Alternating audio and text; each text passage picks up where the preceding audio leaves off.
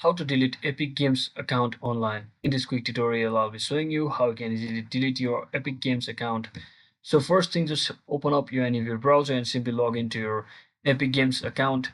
Just like this, as you can see, I've already logged into my account. Now to simply delete your account, just tap on this account section or your profile section and click on or head over to account section or account option. And once you're inside here, you just have to scroll down, make sure you are on the settings page, and you just have to scroll all the way down until you see the option that is delete your account.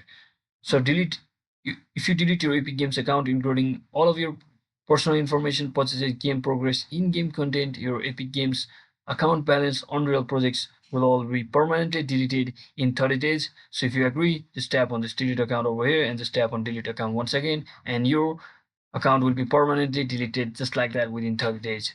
So that is it for today, guys. I hope this video was helpful. If it was, don't forget to like and subscribe to the channel. See you on the next one.